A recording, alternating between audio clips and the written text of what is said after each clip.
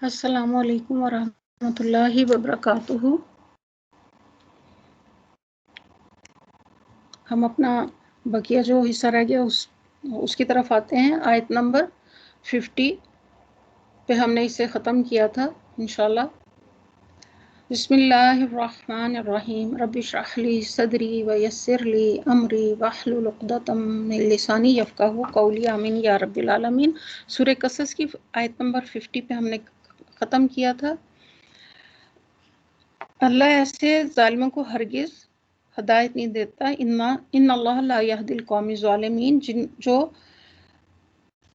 इन्नल्लाह ला यहदिल कौमी ज़ालिमीन, जो अपनी ख्वाहिशात की पैरवी करते हैं उनको अल्लाह ताला हरगिज़ हदायत नहीं बख्शता। पे दर पे हम इन्हें पहुंचा चुके ताकि वो गफलत से बेदार हो जाएं। यानी जहाँ तक हक नसीहत अदा करने का हम इस कुरान में अदा कर चुके हैं, लेकिन हदायत उसी को नसीब हो सकती जो ज़िद और हट धर्मी छोड़े और तासुबात से दिल को पाक करे और अपनी ख्वाहिश नफ्स का पीछा ना करे। और इल्म के बगैर नफ्स की बात मानने वाला ख्वाहिश प्रस्त होता है। कौन होता है? ख्वाहिश प्रस्त। यानी अरे तरलजी मनी तखज़ा इलाहू हवाहू, क्या तूने देखा उस शख्स को जिसने अपनी ख्वाहिश नफ्स को अपना इलाहा बना लिया है। तो हमें ये ख़ास तौर पे यहाँ पे कहा गया कि दलील के बगैर सिर्फ दिल की मानने वाला, नफ्स की मानने वाला, नफ्स के पीछे चलने वाला दरअसल अपनी ख्वाहिश नफ्स को इलाहा बनाए हुए होता है, इसकी पूजा असल में कर रहा होता है। फिर अल्लाह ताला कुरान मजीद में फरमाते हैं कि सो लाजिम है कि वो लोग डरें जो इसका वो हुक्म मानने से पीछे रहते हैं, इन्हें कोई फितना आ पहुँचे या इन्हें दर्दनाक अजाब आ पहुँचे। यानी कि इस बात से डरना चाहिए। वलाकद वस्सलना लहुमुल कौला लअल्लहुम यतज़क्करून। आयत नंबर 51। अल्लज़ीना आतैनाहुमुल किताबा मिन क़ब्ली व हुम बिही युमिनून, जिन लोगों को इससे पहले हमने किताब दी थी वो इस कुरान पर ईमान लाते हैं। यानी इसे मुराद ये नहीं कि अहले किताब यहूदी या ईसाई इस पर ईमान लाते, बल्कि इशारा दरअसल जो सूरह के नज़ूल के ज़माने में पेश आता है, अहले मक्का को असल में तवज्जो दिलानी मकसूद थी कि तुम अपने घर आई हुई नेमत को ठुकरा रहे, हालांकि दूर दूर के लोग इसकी खबरें सुनकर आ रहे हैं और इसकी कदर पहचान रहे हैं। जब वइज़ा तुतला अलैहिम क़ालू आमन्ना बिही इन्नहु लहक्कु मिन रब्बिना इन्ना कुन्ना मिन क़ब्लिही मुस्लिमीन, कि हम इस पर ईमान लाए। यानी इनको सुनाया जाता है तो वो कहते हैं कि हम इस पर ईमान लाए, ये वाक़या हक़ है हमारे रब की तरफ से, हम तो पहले ही मुस्लिम हैं। यानी हम अंबिया और किताब आसमानी किताब के मानने वाले थे, इसलिए इस्लाम के सिवा हमारा कोई और दीन ना था। और अब जो नबी सल्लल्लाहु अलैहि वसल्लम अल्लाह ताला की तरफ से लेकर आया है इससे भी हमने मान लिया। लिहाजा दर हकीकत हमारे दीन में कोई तब्दीली नहीं हुई, बल्कि हम जैसे पहले मुस्लिम थे वैसे अब मुस्लिम हैं। ये ईसाइयों का यानी कि एक ग्रुप था जो आप सल्लल्लाहु अलैहि वसल्लम के पास आया था। वाक़या ये कि अल्लाह ताला ने कुरान के बहुत से मकामात पर इस बात को अच्छी तरह बयान किया। और बाज़ लोग जो हैं इस बारे में अक्सर सवाल करते हैं कि हमें ये बताएं कि इस यानी मुस्लिम जो है वो हमारे लिए है, ईसाई जो है अपने आप को ईसाई और यहूदी क्यों कहते हैं? क्या पहले ये दीन जो था इस्लाम नहीं था? तो अल्लाह ताला कुरान पाक में फरमाते हैं इन्न दीना इंदल्लाहिल इस्लाम। आले इमरान में आयत नंबर दर हकीकत अल्लाह के नज़दीक तो दीन सिर्फ इस्लाम है और उसी के आगे सरे हम तस्लीम कर दिया। फिर अगली आले इमरान आयत नंबर 85 में अल्लाह ताला फरमाते हैं वमन यब्तगी गैरल इस्लामी दीनन फलन युक़बल मिन, और जो कोई इस्लाम के सिवा कोई और दीन अख्तियार करे वो हरगिज़ कबूल ना किया जाएगा। सूरह यूनुस आयत नंबर 72 में हमने पढ़ा मेरा अजर तो अल्लाह की ज़िम्मे, मुझे कोई हुक्म दिया गया है कि मैं मुसलमानों में शामिल होकर रही हूँ। अन अकूना मिनल मुस्लिमीन। हज़रत इब्राहीम अलैहिस्सलाम और इनकी औलाद के मुतालिक अल्लाह ताला कुरान पाक में इरशाद फरमाते हैं अल बकरा 131 आयत से 133 तक, जबकि इसके रब ने इससे कहा इस क़ाला लहू रब्बहू अस्लिम क़ाला अस्लमतु लिरब्बिल आलमीन व वस्सा बिहा इब्राहीम बनीही व याक़ूबु या बनिया इन्नल्लाह अस्तफ़ा लकुमुद्दीन फला तमूतुन्ना इल्ला व अंतुम मुस्लिमून। यहाँ पे फिर कहा व अंतुम मुस्लिमून, जबकि इसके रब ने इससे कहा कि मुस्लिम हो जा, तो इसने कहा मैं मुस्लिम हो गया।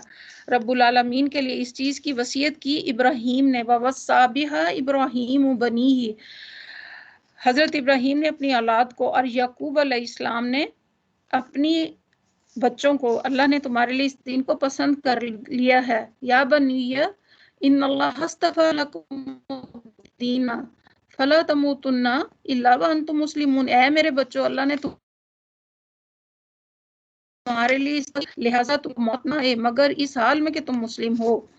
تم اس وقت موجود تھے. ام کنتم شہداء اذا حضر یعقوب الموت اذ قال لبنیہ ما تعبدون من بعدی. موت نہ آئے مگر اس حال میں کہ تم اس وقت موجود تھے.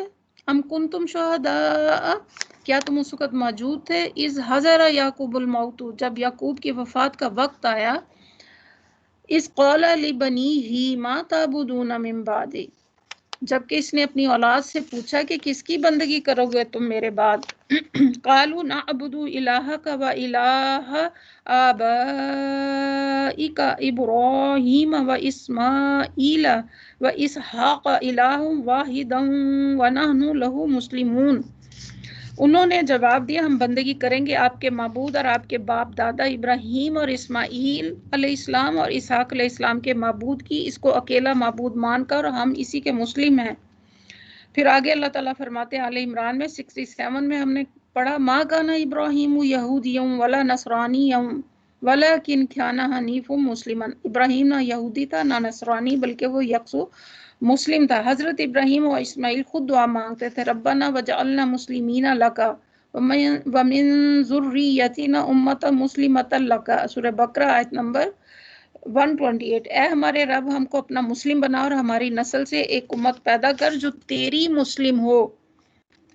حضرت لوط کے قصے میں ارشاد ہوتا، ہم نے قوم لوط کی بستی میں ایک گھر کے سوا کوئی گھر نہ پایا. فما وجدنا فیہا غیر بیت من المسلمین. حضرت یوسف بارگاہ رب العزت میں عرض کرتے ہیں، توفنی مسلما والحقنی بالصالحین، اور مجھ کو مسلمان ہونے کی حالت میں موت دے اور صالحین کے ساتھ ملا دے. حضرت موسیٰ بھی اپنی قوم سے کہتے ہیں، میری قوم کے لوگوں، تم اللہ پر ایمان لائے تو اسی پر بھروسہ کرو، ان کنتم مسلمین، اگر تم مسلم ہو. آمنتو ان لا الہ الا الذی آمنت بہ، میں مان گیا کہ کوئی معبود اس کے سوا نہیں جس پر میں بنی اسرائیل ایمان لائے، اور میں مسلموں میں سے ہوں. یہ اس کی فرعون کی ہے بات. پھر اللہ تعالیٰ فرماتے ہیں کہ ہم نے تورات نازل کی جس میں ہدایت اور روشنی تھی، اس کے مطابق وہ نبی جو مسلم تھے ان کے معاملات کے فیصلے کرتے تھے جو یہودی ہو گئے. پھر آگے اللہ فرماتے ہیں، اسلم تو ما سلیمان للہ رب العالمین. حضرت سلیمان علیہ السلام کا دین تھا، چنانچہ ملکہ سبا ان پر جب ایمان لاتے ہوئے کہتی کہ میں سلیمان علیہ السلام کے ساتھ رب العالمین کی مسلم ہو گئی، اور جب کہ میں نے حواریوں پر وحی کی، ایمان لاؤ مجھ پر اور میرے رسول پر، تو انہوں نے کہا ہم ایمان لائے، اور میرے رسول پر تم نے کہا ہم ایمان لائے، اور گوار مسلم بھی پہلے جیسے دین جتنے بھی آئے وہ بھی تھا اور مسلم تھے. اور اللہ تعالیٰ نے بار بار بہت سی آیات میں یہ بیان کیا کہ ان کا دین پہلے بھی مسلم تھا اور بعد میں بھی، یہاں تک کہ یہ اپنا نام مسلم ہونا ہی بھول گیا اور کوئی عیسائی بن گیا اور کوئی یہودی بن گیا. پھر آگے اللہ تعالیٰ فرماتے ہیں، یہ وہ لوگ ہیں جنہیں ان کا دو بار اجر دیا جائے گا، یعنی ایک اجر ان ایمان کا جو وہ پہلے سیدنا عیسیٰ علیہ السلام پر رکھتے تھے، اور دوسرا اجر اس ایمان کا وہ جو نبی محمد صلی اللہ علیہ وسلم پر لائے. یہی بات اس حدیث میں بیان کی جو بخاری اور مسلم نے حضرت موسیٰ اشری سے روایت کی کہ آپ صلی اللہ علیہ وسلم نے فرمایا، 3 شخص ہیں جن کو 2 اجر ملے گا. ان میں سے ایک وہ ہے جو اہل کتاب میں سے تھا اور اپنے نبی پر ایمان رکھتا تھا، پھر محمد صلی اللہ علیہ وسلم پر ایمان لے آیا. بما صبروا ويدرؤون بالحسنۃ السیئات ومما رزقناہم ينفقون. ثابت قدم کے بدلے جو انہوں نے دکھائی، ثابت قدمی کے بدلے جو انہوں نے دکھائی، وہ برائی کو بھلائی سے دفع کرتے ہیں. ومما رزقناہم ينفقون، جو رزق ہم نے انہیں دیا اس میں سے وہ خرچ کرتے ہیں. یعنی ثابت قدمی کے بدلے میں جو انہوں نے دکھائی، یعنی انہیں یہ 2 اجر اس بات کا ملے گا کہ وہ قومی اور نسلی اور وطنی گروہی تعصب سے بچ کر اصل دین حق پر ثابت قدم رہے، اور نئے نبی کی آمد پر جو سخت امتحان درپیش ہوئے اس میں انہوں نے ثابت کر دیا کہ دراصل وہ مسیح پرست نہیں بلکہ خدا پرست تھے، اور شخصیت مسیح کے گرویدانی بلکہ اسلام کے وہ تھے. تابع تھے. اس وجہ سے مسیح کے بعد جب دوسرا نبی وہی اسلام لایا جسے حضرت عیسیٰ لے کر آئے تھے، تو انہوں نے بے تکلف اس کی رہنمائی میں اسلام کا راستہ اختیار کیا، اور برائی کو بھلائی سے وہ دفع کرتا ہے. یعنی وہ بدی کا جواب بدی سے نہیں بلکہ نیکی سے دیتے ہیں، جھوٹ کے مقابلے میں جھوٹ نہیں بلکہ صداقت لاتے ہیں، ظلم کو ظلم سے نہیں بلکہ انصاف سے دفع کرتے ہیں، شرارتوں کا سامنا شرارت سے نہیں بلکہ شرافت سے کرتے ہیں، اور جو رزق ہم نے انہیں دیا ہے اس میں سے وہ خرچ کرتے ہیں، یعنی وہ راہ حق میں مالی اثار بھی کرتے ہیں. ممکن ہے کہ اس طرح ہو کہ وہ لوگ جو محض حق کی تلاش میں حبش سے سفر کر کے مکہ آئے تھے، اس محنت اور صرف مال سے کوئی مادی نفع ان کے پیش نظر نہ تھا. انہوں نے جب سنا کہ مکہ میں ایک شخص نے نبوت کا دعویٰ کیا تو انہوں نے ضروری سمجھا کہ خود جا کر تحقیق کریں، تاکہ اگر واقع ایک نبی ہی خدا کی طرف سے مبعوث ہوا تو وہ اس پر ایمان لیں اور ہدایت پانے سے محروم نہ رہ جائیں.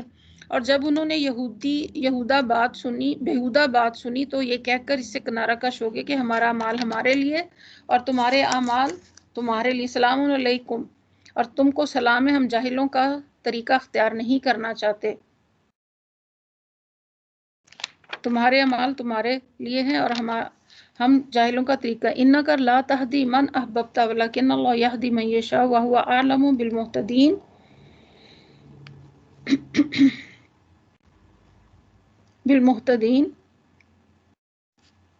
یعنی حبشی عیسائیوں کو ایمان اور اسلام کا ذکر کرنے کے بعد فوراً آپ صلی اللہ علیہ وسلم کو مخاطب کر کے یہ فکرہ ارشاد کیا.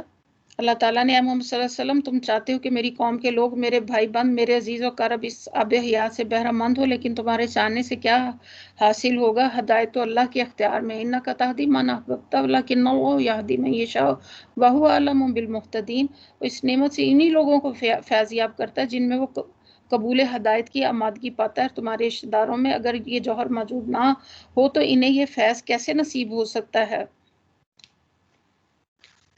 یہ آیت بھی آپ صلی اللہ علیہ وسلم کے چچا ابو طالب کے معاملے میں نازل ہوئی ہے. ان کا جب آخری وقت آیا تو آپ صلی اللہ علیہ وسلم نے انتہائی کوشش کی کہ وہ کلمہ لا الہ الا اللہ پر ایمان لے آئیں تاکہ ان کا خاتمہ بالخیر ہو، مگر انہوں نے ملت عبد المطلب پر ہی جات دینے کو ترجیح دی. اس پر اللہ تعالیٰ نے فرمایا انک لا تہدی من احببت ولکن اللہ یہدی من یشاء. اگرچہ حضور کی دلی خواہش تو ہر بندہ خدا کو راہ راست لانے کی تھی، لیکن سب سے بڑھ کر اگر کسی شخص کا کفر پر خاتمہ حضور کو شاک ہو سکتا تھا تو ذاتی محبت اور تعلق کی بنا پر سب سے زیادہ کسی شخص کی ہدایت کے آپ آرزومند ہو سکتے وہ تھے ابو طالب. لیکن جب ان کو بھی ہدایت دینے پر آپ قادر نہ ہوئی تو یہ بات بالکل ظاہر ہوگی کہ کسی کو ہدایت بخشنا اور کسی کو اس سے محروم رکھنا نبی کے بس کی بات نہیں. یہ معاملہ بالکل اللہ کے ہاتھ میں، اور اللہ کے ہاں سے یہ دولت کسی رشتہ داری برادری کی بنا پر یا تعلق اور نسبت کی بنا پر حاصل نہیں ہوتی. وقالوا ان نتبع الہدی معک. وہ کہتے ہیں کہ اگر ہم تمہارے ساتھ اس ہدایت کی پیروی کر لیں تو اپنی زمین سے اچک لیے جائیں گے.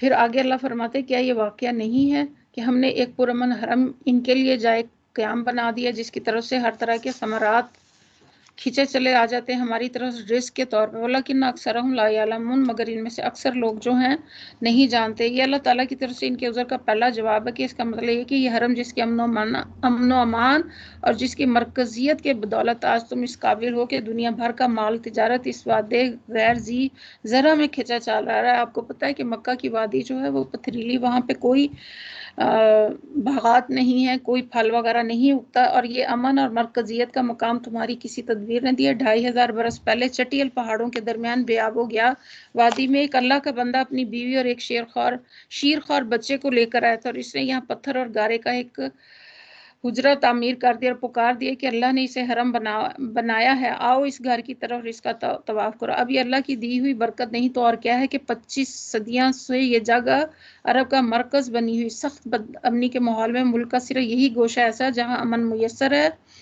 اس کو عرب کا بچہ احترام کی نگاہ سے دیکھتا اور ہر سال ہزارہ انسان اس کے طواف کے لیے آتے ہیں. اسی نعمت کا ثمرہ تو ہے کہ تم عرب کے سردار بنے بیٹھے ہو اور دنیا کی تجارت کا ایک بڑا حصہ تمہارے قبضے میں. اب کیا تم یہ سمجھتے ہو کہ جس خدا نے یہ نعمت بخشی ہے اس سے انحراف کرو اور باغی ہو کر تو تم پھولو گے، مگر اس کے دین کی پیروی اختیار کرتے ہوئے وقت تم برباد ہو جاؤ گے. یعنی کہ یہ کہا کہ وہ چک لے جائیں گے اور ہماری طرف سے رزق کے طور پر، مگر ان میں سے اکثر لوگ نہیں جانتے. اور کتنی ہی بستیاں ہم تباہ، وَكَمْ أَهْلَكْنَا مِنْ قَرْيَةٍ، اور کتنی ہی بستیاں ہم تباہ کر چکے جن کے لوگ اپنی مشیت پر اترائے. سو دیکھ لو وہ ان کے مسکن پڑے ہوئے ہیں جن میں ان کے بعد کوئی کم ہی کوئی بسا ہے، آخر کر ہم ہی وارث ہو کر رہے.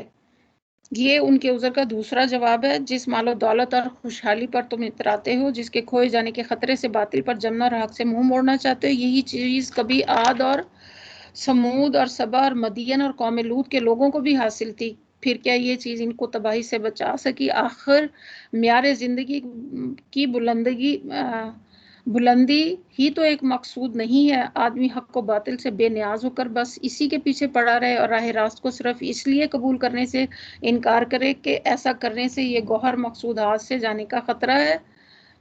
پھر آگے اللہ تعالیٰ فرماتے ہیں، اور تیرا رب بستیوں کو ہلاک کرنے والا نہ تھا جب تک کہ اس کے مرکز میں ایک رسول نہ بھیجا دیتا جو ان کو ہماری آیات سناتا.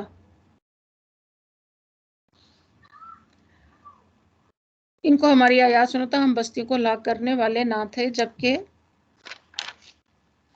ان کے رہنے والے ظالم نہ ہو جاتے. یہ ان کے عذر کا تیسرا جواب ہے. پہلی جو قومیں تباہ ہوئیں ان کے لوگ ظالم ہو چکے تھے، مگر اللہ نے ان کو تباہ کرنے سے پہلے رسول بھیجا جو انہیں خبردار کرتا تھا. جب اس کی تنبیہ پر وہ کجروی سے باز نہ آئے تو انہیں ہلاک کیا گیا. یہی معاملہ تمہارے ساتھ، تم بھی ظالم ہو چکے اور ایک رسول تمہیں بھی متنبع کرنے آیا. اب تم کفر و انکار کی روش اختیار کر کے اپنا عیش اور اپنی خوشحالی کو بچاؤ گے؟ نہیں، بلکہ الٹا خطرے میں ڈالو گے. جس تباہی کا تمہیں اندیشہ وہ ایمان لانے سے نہیں بلکہ انکار کرنے پر تم پر آئے گی.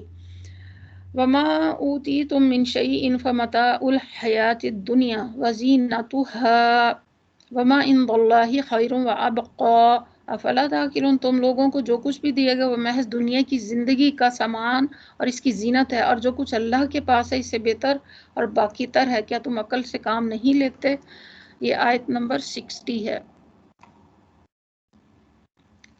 تم عقل سے کام نہیں لیتے. آیت نمبر 61 میں اللہ تعالیٰ فرماتے وہ شخص جس سے ہم نے اچھا وعدہ کیا ہوا ہے اور اسے پانے والا کبھی شخص کی طرح ہو سکتا ہے جسے ہم نے صرف حیات دنیا کا سر و سامان دیا ہو اور پھر وہ قیامت کے روز سزا کے لیے پیش کیا جانے والا ہو. یہ ان کے عذر کا چوتھا جواب ہے کہ یہ دنیا کی موجودہ زندگی جس کی مقدار کسی کے لیے بھی چند سالوں سے زیادہ نہیں، محض ایک سفر کا عارضی مرحلہ ہے. اصل زندگی جو ہمیشہ آنے والی آگے آنی ہے. موجودہ عارضی زندگی میں انسان خواہ کتنا ہی سر و سامان جمع کر لے، چند سال کیسے ہی عیش کے ساتھ بسر کر لے، بہرحال اسے ختم ہونا اور یہاں کا سب سر و سامان آدمی کو یوں ہی چھوڑ کر جانا ہے. اس مختصر عرصہ حیات کا عیش اگر آدمی کو اس قیمت پر حاصل ہوتا کہ آئندہ کی ابدی زندگی میں وہ دائماً خستہ حال اور مبتلا مصیبت رہے تو کوئی صاحب عقل آدمی یہ خسارے کا سودا نہیں کر سکتا. اور بھول نہ جائیں یہ لوگ اس دن کو جب کہ وہ پکارے گا اور پوچھے گا کہ کہاں ہیں میرے وہ شریک جن کا تم گمان کرتے تھے. یہ ان کے سوال کا چوتھا جواب. اس کا تعلق اوپر کی آیت کے آخری فقرے سے کہ اس میں بتایا جائے کہ محض اپنی دنیاوی مفاد کی خاطر شرک و بت پرستی اور انکار نبوت کی جس گمراہی پر یہ لوگ اصرار کریں، آخرت کی ابدی زندگی میں اس کا کیا برا نتیجہ انہیں دیکھنا پڑے گا.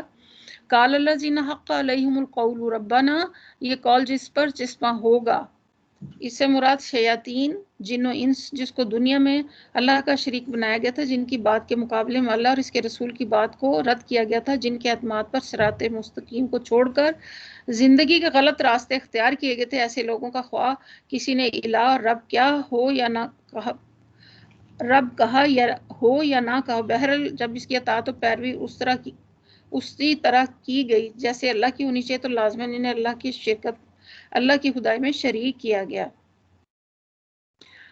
وہ کہیں گے کہ اے ہمارے رب، بے شک یہی لوگ ہیں جن کو ہم نے گمراہ کیا تھا. ربنا هؤلاء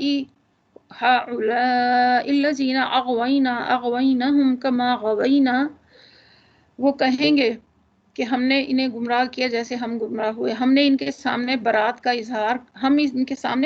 اظہار کرتے ہیں، یعنی ہم زبردستی ان کو گمراہ نہیں کیا تھا، ہم نے ان سے بینائی اور سماعت سلب نہیں کی تھی اور نہ ان سے سوچنے سمجھنے کی صلاحیتیں سلب کی تھیں. ایسی کوئی صورت پیش نہ آئی تھی. یہ تو راہ راست کی طرف جانا چاہتے ہوں مگر ہم ان کا ہاتھ پکڑ کر جبرن غلط راستے پر کھینچ لے گئے ہوں، بلکہ جس طرح ہم خود اپنی مرضی سے گمراہ ہوئے تھے اس طرح ان کے سامنے بھی ہم نے گمراہی پیش کی اور انہوں نے اپنی مرضی سے اسے قبول کر لیا، لہٰذا ہم اس کی ذمہ داری قبول نہیں کرتے، ہم اپنے فعل کے ذمہ دار ہیں اور یہ اپنے فعل کے ذمہ دار ہیں۔ ان سے کہا جائے گا پکارو اب اپنے ٹھہرے ہوئے شریکوں کو، یعنی اب انہیں مدد کے لیے پکارو، دنیا میں تو تم ان پر بھروسہ کر کے ہماری بات کو رد کیا، اور اب یہاں ان سے کہو کہ آئیں اور تمہاری مدد کریں اور تمہیں عذاب سے بچائیں، یا انہیں پکاریں گے کہ وہ ان کو جواب نہ دے، یہ لوگ عذاب دیکھ لیں گے، کاش یہ ہدایت کرنے والے ہوتے۔ آیت نمبر 65 وَيَوْمَ يُنَادِيهِمْ فَيَقُولُ مَاذَا أَجَبْتُمُ الْمُرْسِلِينَ، اور فراموش نہ کریں گے وہ دن جب کہ وہ ان کو پکارے گا اور پوچھے گا جو رسول بھیجے گئے تھے۔ آیت نمبر 66 وَأَمَّا مَنْ تَابَ وَآمَنَ وَعَمِلَ صَالِحًا فَعَسَىٰ أَن يَكُونَ مِنَ الْمُفْلِحِينَ، انہیں تم نے کیا جواب دیا تھا؟ اس وقت کوئی جواب ان کو نہ سوچے گا اور نہ یہ آپس میں ایک دوسرے، البتہ جس نے آج توبہ کر لی، ایمان لے آیا اور نیک عمل کیے، وہی توقع کر سکتا ہے کہ وہاں فلاح پانے والوں میں سے ہوگا۔ وَرَبُّكَ يَخْلُقُ مَا يَشَاءُ، تیرا رب پیدا کرتا ہے جو کچھ چاہتا ہے، خود ہی اپنے کام کے لیے جسے چاہتا ہے۔ مَا كَانَ لَهُمُ الْخَيْرُ، سبحان اللہ وتعالی عما یشرکون، اور یہ انتخاب ان لوگوں کے کرنے کا کام نہیں ہے، اللہ پاک بہت بڑا اور بالاتر ہے اس شرک سے جو یہ کرتے ہیں۔ تیرا رب جانتا ہے جو کچھ یہ دلوں میں چھپائے ہوئے ہیں اور جو کچھ یہ ظاہر کرتے ہیں، اب وہی ایک اللہ ہے۔ وَهُوَ اللَّهُ لَا إِلَٰهَ إِلَّا هُوَ لَهُ الْحَمْدُ فِي الْأُولَىٰ وَالْآخِرَةِ وَلَهُ الْحُكْمُ وَإِلَيْهِ تُرْجَعُونَ، وہی ایک اللہ ہے جس کے سوا کوئی عبادت کا مستحق نہیں، سیر کے لیے حمد ہے، دنیا میں بھی اور آخرت میں بھی فرما روائی اسی کی ہے اور پھر ہمیں اسی ہی کی طرف لوٹ کر جانا ہے۔ پھر آگے اللہ تعالیٰ آیت نمبر 71 میں فرماتے ہیں قُلْ أَرَأَيْتُمْ إِن جَعَلَ اللَّهُ عَلَيْكُمُ اللَّيْلَ، اے نبی صلی اللہ علیہ وسلم انہیں کہو کبھی تم لوگوں نے غور کیا کہ اگر اللہ قیامت تک تم پر ہمیشہ کے لیے رات تاریک کر دو تو اللہ کے سوا کون معبود ہے؟ کون سا معبود ہے جو تمہیں روشنی دلا دے؟ کیا تم سنتے نہیں ہو؟ آیت نمبر 71 ہے۔ قُلْ أَرَأَيْتُمْ، ان سے پوچھو، ان جعل اللہ علیکم النہار سرمدا الی یوم القیامۃ من الہ غیر اللہ یاتیکم باللیل تسکنون فیہ افلا یبصرون ومن رحمتہ، کبھی تم نے سوچا کہ اگر اللہ قیامت تک تم پر ہمیشہ کے لیے دن تاریک کر دے تو اللہ کے سوا کون سا معبود ہے جو تمہیں رات لا دے تاکہ تم اس میں سکون حاصل کر لو، کیا تم میں سوچتا نہیں؟ افلا تبصرون۔ آیت نمبر 73 میں اللہ تعالیٰ فرماتے ہیں یہ اسی کی رحمت ہے کہ اس نے تمہارے لیے رات اور دن بنائے تاکہ تم رات میں سکون حاصل کرو اور دن کو اپنے رب کا فضل تلاش کرو، شاید کہ تم شکر گزار بنو۔ یہ آیت ہمیں بتاتی کہ فطرت پر ہونا کیا ہے، دن میں کام، رات کو آرام، بوقت ضرورت رات کو کام کیا جا سکتا ہے لیکن فائدہ اسی میں کہ انسان رات کو آرام کرے۔ پھر آگے اللہ تعالیٰ فرماتے ہیں آیت نمبر 74 میں یوم ینادیہم فیقول این شرکائی الذین کنتم، یاد رکھیں وہ دن جب کہ وہ انہیں پکارے گا، پھر وہ پوچھیں گے کہاں ہیں میرے وہ شریک جن کا تم گمان رکھتے تھے، اور ہم ہر امت میں سے، آیت نمبر 7، ہم ہر امت میں سے گواہ نکال لائیں گے، یعنی وہ نبی جس نے اس امت کو خبردار کیا تھا، یا انبیاء کے پیرووں میں سے کوئی ایسا ہدایت یافتہ انسان جس نے اس امت میں تبلیغ حق کا فریضہ انجام دیا تھا، یا کوئی ایسا ذریعہ جس سے اس امت تک پیغام حق پہنچ چکا تھا۔ پھر کہیں گے لاؤ اپنی اب دلیل، یعنی اپنی صفائی میں کوئی ایسی حجت پیش کرو جس کی بنا پر تمہیں معاف کیا جا سکے، یا تو یہ ثابت کرو کہ تم جس انکار آخرت اور جس انکار نبوت پر قائم تھے وہ برحق تھا اور تم نے معقول وجہ کی بنا پر مسلک اختیار کیا۔ پھر 76 آیت میں اللہ تعالیٰ فرماتے ہیں اس وقت تمہیں معلوم ہے کہ حق اللہ کی طرف گم ہو جائیں گے ان کے وہ سارے جھوٹ جو انہوں نے خود گڑھ رکھے تھے۔ ایک واقعہ ہے کہ قارون موسیٰ کی قوم کا ایک شخص تھا، پھر وہ اپنی قوم کے خلاف سرکش ہو گیا اور ہم نے اس کو اتنے خزانے دے رکھے تھے کہ ان کی کنجیاں طاقتور آدمیوں کی ایک جماعت مشکل سے اٹھا سکتی تھی۔ ایک دفعہ جب اس کی قوم کے لوگوں نے اس سے کہا کہ پھول نہ جا، اللہ پھولنے والوں کو پسند نہیں کرتا۔ جو مال اللہ نے تجھے دیا اس سے آخرت کا گھر بنانے کی فکر کر، اور دنیا میں بھی اپنا حصہ فراموش نہ کر، احسان کر جس طرح اللہ نے تیرے ساتھ احسان کیا، اور زمین میں فساد برپا کرنے کی کوشش نہ کر، اللہ مفسدوں کو پسند نہیں کرتا۔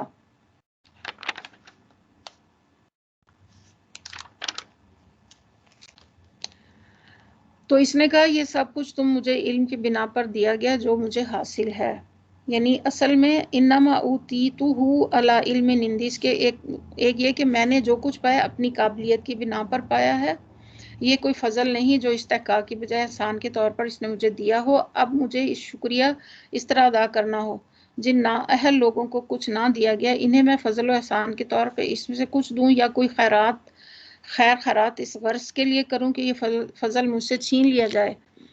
یہ قارون جواب دے رہا۔ دوسرا مطلب یہ ہے کہ میرے نزدیک تو اللہ نے یہ دولت مجھے دی ہے میرے اوصاف کو جانتے ہوئے، اگر میں اس کی نگاہ میں پسندیدہ ہوں تو جو مجھے کیوں دیتا ہے، مجھ پر ان کی نعمتوں کی بارش ہونا ہی اس بات کی دلیل ہے کہ میں اس کا محبوب ہوں، اور میری روش پر چلنا اس کو پسند ہے۔ یعنی یہ قارون جو تھا یہ اس قدر متکبر تھا کہ اتنا اللہ تعالیٰ نے اسے مال و دولت دے رکھا تھا، اس کے اوپر یہ اتنا اکڑتا تھا کہ میں اللہ تعالیٰ جو کچھ بھی مجھے ملا ہے وہ میرے علم کی بنا پر مجھے دیا گیا ہے۔ پھر آگے اللہ فرماتے ہیں آج بہت سے، اور پھر یہ کہ آیت نمبر، اس کو یہ علم نہیں کہ اللہ بہت سے ایسے لوگوں کو ہلاک کر چکا جو اس سے زیادہ قوت اور جمعیت رکھتے تھے، مجرموں سے تو ان کے گناہ نہیں پوچھے جائیں گے۔ یعنی مجرم تو یہی دعویٰ کیا کرتے ہیں کہ ہم بڑے اچھے لوگ ہیں، کب مانا کرتے ہیں کہ ان کے اندر کوئی برائی ہے، مگر ان کی سزا ان کے اعتراف پر منحصر نہیں ہوتی، انہیں جب پکڑا جاتا تو ان سے پوچھ کر نہیں پکڑا جاتا کہ بتاؤ تمہارے گناہ کیا ہیں۔ فخرج، ایک روز اپنی نکلا،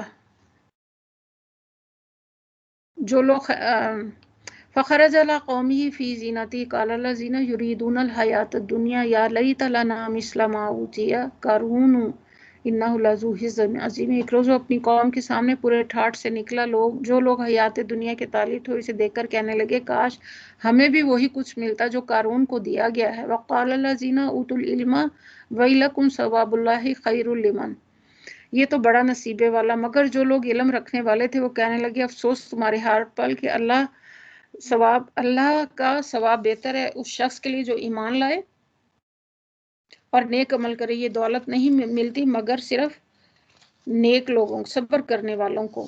یعنی علم والے کون لوگ ہیں؟ علم کا صحیح استعمال کرتے انسان آخرت کی خشیت زیادہ رکھتے ہیں اور صابر کو نہیں۔ یہ سیرت، یہ انداز فکر یا یہ ثواب الہی کی بخشش صرف کن لوگوں کے حصے میں آتی ہے؟ جن میں اتنا تحمل اور اتنی ثابت قدمی ہو کہ حلال طریقے ہی اختیار کرنے پر مضبوطی کے ساتھ جمے رہیں، خواہ انہیں چٹنی سے روٹی کیوں نہ میسر ہو، کروڑ پتی بن جانا نصیب ہو جائے، حرام طریقوں کی طرف قطعی مائل نہ ہو، خواہ ان سے دنیا بھر کے فائدے سمیٹ لینے کا موقع مل جائے۔ اس آیت میں اللہ کے ثواب سے مراد رزق کریم جو حدود اللہ کے اندر رہتے ہوئے محنت اور کوشش کے نتیجے میں انسان کو دنیا اور آخرت میں نصیب، اور صبر سے مراد اپنے جذبات اور خواہشات پر قابو رکھنا، لالچ اور ہرس کے مقابلے میں ایمانداری اور راست بازی میں ثابت قدم رہنا، صداقت اور دیانت سے جو نقصان بھی ہوتا ہو، جو فائدہ ہاتھ سے جاتا اس سے برداشت کر لینا، ناجائز طریقوں سے جو بھی حاصل ہو سکتی اسے ٹھوکر مار دینا، جو بھی فائدے حاصل ہوں اسے ٹھوکر مارنا، حلال کی روزی خواہ بقدرے تھوڑی ہو اس پر قانع اور مطمئن رہنا۔ پھر آگے اللہ تعالیٰ فرماتے ہیں حرام خوروں کے ٹھاٹ باٹ دیکھ کر عشق اور تمنی کے جذبات سے بے چین ہونے کی بجائے ایک نگاہ غلط انداز سے بنا ڈالنا ٹھنڈے دل سے یہ سمجھنا کہ ایک ایماندار آدمی کے لیے اس چمکدار گندگی کی بنسبت وہ بے رونق طہارت ہی بہتر ہے جو اللہ نے اپنے فضل سے اس کو بخشی ہے۔ آخر کر ہم نے اس کے گھر کو زمین میں دھنسا دیا، پھر کوئی اس کے حامیوں کا گروہ نہ تھا جو اللہ کے مقابلے میں اس کی مدد کو آتا، اور وہ خود بھی اپنی مدد نہ کر سکا۔ وہی لوگ جو کل اس کی منزلت کی تمنا کر رہے تھے، کہنے لگے افسوس، ہم بھول گئے تھے کہ اللہ اپنے بندوں میں سے جس کا رزق چاہتا ہے کشادہ کرتا ہے، اور جسے چاہتا ہے نپاتلا دیتا ہے۔ یعنی اللہ کی طرف سے رزق کی کشادگی اور تنگی جو کچھ بھی ہوتی ہے اس کی مشیت کی بنا پر ہوتی ہے، اور اس کی مشیت میں اس کی کچھ دوسری مصلحتیں کار فرما ہوتی ہے۔ کسی کو رزق زیادہ دینے کے معنی لازماً یہ نہیں کہ اللہ اسے بہت خوش ہے اور اسے انعام دے رہا ہے۔ بعض اوقات ایک شخص اللہ کا نہایت مغضوب ہوتا ہے مگر وہ اسے بڑی دولت عطا کرتا ہے، یہاں تک کہ آخرکار یہی دولت اس کے اوپر اللہ کا سخت عذاب لے آتی ہے۔ ایگزیکٹلی یہی قارون کے ساتھ ہوا۔ اگر اللہ نے ہم پر احسان نہ کیا ہوتا تو ہمیں بھی زمین میں دھنسا دیتا۔ افسوس کہ ہم کو یاد نہ رہا کہ کافر کبھی بھی فلاح نہیں پا سکتے۔ یعنی ہمیں یہ غلط فہمی تھی کہ دنیاوی خوشحالی اور دولت مندی ہی فلاح، اسی وجہ سے ہم یہ سمجھ بیٹھے کہ قارون بڑا ہی فلاح پا رہا ہے، مگر اب پتہ چلا کہ حقیقی فلاح کسی اور ہی چیز کا نام ہے۔ پھر آگے اللہ تعالیٰ آیت نمبر 83 میں فرماتے تلک الدار الاخرۃ، و آخرت کا گھر تو ہم نے ان لوگوں کے لیے مخصوص کر دیا زمین میں اپنی بڑائی نہیں چاہتے اور فساد نہیں کرتے۔ یعنی مراد ہے جنت جو حقیقی فلاح کا مقام ہے، اور اپنی بڑائی نہیں کرتے، یعنی اللہ کی زمین میں اپنی بڑائی قائم کرنے کے خوانی جو سرکش اور جبار اور متکبر بن کے نہیں رہتے، بلکہ اللہ کے بندے بن کر رہتے ہیں، اور اللہ کے بندوں کو اپنا بندہ بنا کر رکھنے کی کوشش کرتے ہیں اور نہ فساد کرنا چاہتے ہیں۔ فساد سے مراد انسانی زندگی کے نظام کا وہ بگاڑ ہے جو حق سے تجاوز کرنے کے نتیجے میں لازماً رونما ہوتا ہے۔ اللہ کی بندگی اور اس کے قوانین کی اطاعت سے نکل کر آدمی جو کچھ بھی کرتا ہے وہ سراسر فساد ہی فساد ہے۔ اسی کا ایک جز وہ فساد بھی ہے جو حرام طریقوں سے دولت سمیٹنے اور حرام راستوں میں خرچ کرنے سے برپا ہوتا ہے، اور انجام کی بھلائی متقین کے لیے ہے، اور جو کوئی بھلائی لے کر آئے گا اس کے لیے بھلائی ہے، اور اس سے بہتر بھلائی، اور جو برائی لے کر آئے تو برائیاں کرنے والوں کو ویسا ہی بدلہ ملے گا جیسا وہ عمل کرتے تھے۔ یعنی لوگوں کے لیے جو خدا سے ڈرتے ان کے لیے نافرمانی سے پرہیز کرتے ہیں، یعنی اس قرآن کو خلق خدا تک پہنچانے اور اس کی تعلیم دینے اور اس کی ہدایت کے مطابق دنیا کی اصلاح کرنے کی ذمہ داری۔ اے نبی یقین جانو کہ جس نے یہ قرآن تم پر فرض کیا وہ تمہیں ایک بہترین انجام کو پہنچانے والا ہے۔ یعنی اس قرآن کو خلق خدا تک پہنچانے اور اس کی تعلیم دینے اور اس کی ہدایت کے مطابق دنیا کی اصلاح کرنے کی ذمہ داری تمہارے پر ڈالی گئی ہے۔ قل ربی اعلم من جاء بالہدی، ان لوگوں سے کہہ دو کہ میرا رب خوب جانتا ہے ومن ہوا فی دلال مبین، کہ ہدایت لے کر کون ہے اور کھلی گمراہی میں کون مبتلا ہے۔ آیت نمبر 86 میں اللہ تعالیٰ فرماتے ہیں وما کنت ترجو، تم اس بات سے ہرگز امیدوار نہ تھے کہ تم پر کوئی کتاب نازل کی جائے گی، یہ تو محض تمہارے رب کی مہربانی ہے کہ تم پر نازل ہوئی ہے۔ یعنی یہ بات آپ صلی اللہ علیہ وسلم کی نبوت کے ثبوت پر پیش کی جا رہی، جس طرح موسیٰ علیہ السلام بالکل بے خبر تھے کہ انہیں نبی بنایا جانے والا اور ایک عظیم الشان مشن پر معمور کیے جانے والا، ان کے حاشیے کے خیال میں بھی یہ ارادہ یا خواہش تو درکنار اس کی کوئی توقع تک کبھی نہ گزری تھی، یکا یک راہ چلتے انہیں کھینچ لیا گیا۔ اور یہاں بالکل ایسا ہی یہاں صلی اللہ علیہ وسلم کے ساتھ پیش ہے کہ مکہ کے لوگ خود جانتے تھے کہ غار ہرا جس روز آپ نبوت کا پیغام لے کر اترے اس سے ایک دن پہلے آپ کی زندگی کیا تھی اور آپ کے مشاغل کیا تھے۔ پس تم کافروں کے مددگار نہ بنو، اور ایسا کبھی نہ ہونا پائے کہ اللہ جب تم پر نازل کرے کفار تمہیں اس سے باز رکھیں۔ اپنے رب کی طرف دعوت دو، ہرگز مشرکوں میں سے نہ ہو جو اللہ کے ساتھ کسی دوسرے معبود کو نہ پکارو، اس کے سوا کوئی معبود نہیں، ہر چیز ہلاک ہونے والی سوائے اس کی ذات کی فرمانروائی کی، اسی کی طرف تم سب کو پلٹنے والے ہو۔ اے نبی صلی اللہ علیہ وسلم تم جانتے تک نہ تھے کہ کتاب کیا ہوتے اور ایمان کیا ہوتا ہے، مگر ہم نے اس وحی کو ایک نور بنا دیا جس سے ہم رہنمائی کرتے ہیں اور اپنے بندوں میں سے جسے چاہتے ہیں دیتے ہیں۔ یعنی جب اللہ نے یہ نعمت تمہیں بن مانگے عطا فرمائی تو اس کا حق اب تم پر کیا ہے کہ اپنے رب کی طرف سے دعوت دو، ہرگز مشرکوں میں سے شامل نہ ہو جانا، قوتیں اور محنتیں ساری اس کی علمداری پر، اس کی تبلیغ پر اور اس کے فروغ دینے پر صرف ہوں۔ اس میں کوتاہی کرنے کے معنی نہ ہوں گے، یہ نہ ہوں گے کہ تم نے حق کی بجائے منکرین حق کی مدد کی۔ اس کے سوا کوئی معبود نہیں، ہر چیز ہلاک ہونے والی سوائے اس کی ذات کے۔ یعنی مطلب یہ کہ فرمانروائی اسی کے لیے، یعنی وہی اسی کا حق ہے، اور تمہیں چاہیے کہ یہ حق کے ساتھ پہنچا دو اس کے بعد سورہ عنکبوت شروع ہوتی ہے. اس کا نام آیت نمبر 41 کے فقرہ مثل الذین اتخذوا من دون اللہ اولیاء کمثل العنکبوت سے ماخوذ ہے. اس کے موضوع اور مضامین میں بھی بالکل وہی قصے بیان کیے گئے اور وہی چیز بتائی گئی ہے. البتہ اس کا سٹارٹ جو ہے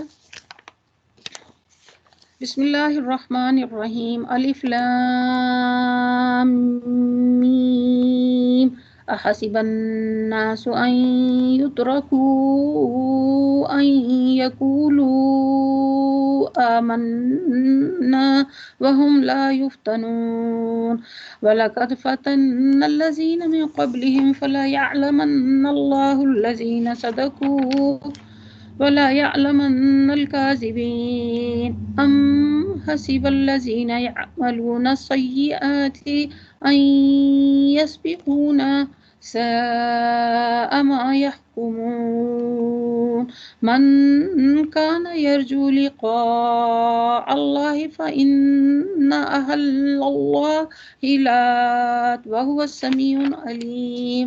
الف لام میم کیا لوگوں نے یہ سمجھ رکھا ہے ان یترکو کہ ایسے ہی چھوڑ دیے جائیں گے ان یقولو آمنا کہ ہم ایمان لائے وہم لا یفتنون اور نہ آزمائے جائیں گے. جن حالات میں یہ بات پیش کی گئی تھی یہ مکہ معظمہ میں جو شخص اسلام قبول کرتا تھا اس پر عصائب اور مصائب کا ایک طوفان ٹوٹ پڑتا تھا. ان حالات میں مکہ میں ایک سخت خوف اور دہشت کا ماحول تھا جس کی وجہ سے بہت سے لوگ آپ صلی اللہ علیہ وسلم کی صداقت کے قائل ہو جانے کے باوجود ایمان لاتے ہوئے ڈرتے تھے. کچھ لوگ ایمان لانے کے بعد دردناک اذیتوں سے دوچار ہوتے پست ہمت ہو کر کفار کے آگے گھٹنے ٹیک دیتے تھے. اسی کیفیت کا ایک نمونہ حضرت خباب بن ارت کی وہ روایت پیش کرتی جو بخاری ابو داؤد اور نسائی نے نقل کی. وہ فرماتے کہ جس زمانے میں مشرکین کی سختیوں سے ہم بری طرح تنگ ہوئے تھے ایک روز میں نے دیکھا آپ صلی اللہ علیہ وسلم کعبہ کی دیوار کے سائے میں تشریف رکھتے. میں نے حاضر ہو کر عرض کیا اے اللہ کے رسول آپ ہمارے لیے دعا نہیں فرماتے. یہ سن کر آپ کا چہرہ جوش اور جذبے سے سرخ ہو گیا اور آپ صلی اللہ علیہ وسلم نے فرمایا تم سے پہلے جو اہل حق گزر چکے ان پر اس سے زیادہ سختیاں توڑی گئیں. ان میں سے کسی کو زمین میں گڑھا کھود کر بٹھایا جاتا ان کے سر پر آرا چلا کر ان کے 2 ٹکڑے کر ڈالے جاتے. کسی کے جوڑوں پر لوہے کے کنگے گھسا دیے جاتے تاکہ وہ ایمان سے باز آ جائیں. خدا کی قسم یہ کام پورا ہو کر رہے گا یہاں تک کہ ایک شخص سنا سے حضر موت تک بے کھٹکے سفر کرے گا. اللہ کے سوا کوئی اور نہ ہوگا جس کا وہ خوف کرے گا. اس اضطرابی کیفیت کو ٹھنڈے صبر و تحمل میں تبدیل کرنے کے لیے اللہ تعالیٰ اہل ایمان کو یہاں سمجھا رہے ہیں کہ ہمارے جو وعدے دنیا اور آخرت کی کامرانیوں کے لیے ہیں کوئی شخص مجرد ایمانی دعویٰ کر کے اس کا مستحق نہیں ہو سکتا بلکہ مدعی کو لازماً آزمائشوں کی بھٹی سے گزرنا ہوگا. سورہ بقرہ میں اللہ تعالیٰ فرماتے ام حسبتم ان تدخلوا الجنۃ ولما یأتیکم مثل الذین خلوا من قبلکم مستهم البأساء والضراء وزلزلوا حتى يقول الرسول والذین آمنوا معه متى نصر الله الا ان نصر اللہ قریب. کیا تم نے یہ سمجھ رکھا کہ تم جنت میں داخل ہو جاؤ گے حالانکہ تم پہلے گزرے ہوئے ہیں اہل ایمان پر ان پر سختیاں اور تکلیفیں آئیں اور ہلا مارے گئے یہاں تک کہ رسول اس کے ساتھ ایمان لانے والے لوگ پکار اٹھے اللہ کی مدد کب آئے گی. تب انہیں یہ مژدہ سنایا گیا کہ خبردار رہو اللہ کی مدد قریب ہے. اسی طرح جنگ احد کے بعد جب مسلمانوں پر پھر مصائب کا ایک سخت دور آیا تو ارشاد ہوا ام حسبتم ان تدخلوا الجنۃ ولما یعلم اللہ الذین جاہدوا منکم ویعلم الصابرین. کیا تم نے سمجھ رکھا کہ جنت میں داخل ہو جاؤ گے حالانکہ ابھی اللہ نے تو یہ دیکھا ہی نہیں کہ تم میں سے جہاد میں جان لڑوانے والا اور پامردی دکھانے والا کون ہے. ان ارشادات سے اللہ تعالیٰ نے یہ حقیقت مسلمانوں کے ذہن نشین کرائی کہ آزمائش ہی وہ کسوٹی ہے جسے کھوٹا اور کھرا پرکھا جاتا ہے. کھوٹا خود و خود اللہ کی راہ سے ہٹ جاتا ہے اور کھرا چھانٹ لیا جاتا ہے تاکہ اللہ کے ان انعامات سے سرفراز ہوں جو صرف صادق الامین لوگوں کے حصے میں آتی ہے. وَلَقَدْ فَتَنَّا الَّذِينَ مِن قَبْلِهِمْ فَلَا يَعْلَمَنَّ اللَّهُ الَّذِينَ صَدَقُوا. حالانکہ ہم نے ان میں سب لوگوں کی آزمائش کر چکے جن سے پہلے گزرے ہیں۔ اللہ تو ضرور یہ دیکھنا چاہتا ہے کہ سچے کون ہیں اور جھوٹے کون ہیں۔ ام حسب الذین یعملون السیئات، اور کیا یہ لوگ جو بری حرکتیں کر رہے ہیں، آیت نمبر 4 ہے، یہ سمجھ بیٹھے کہ وہ ہم سے بازی لے جائیں گے؟ بڑا غلط حکم ہے جو یہ لگا رہے ہیں، یعنی کہ یہ ہماری گرفت سے بچ کے کہیں بھاگ نہیں جائیں گے، نہ ہم سے سبقت لے جائیں گے۔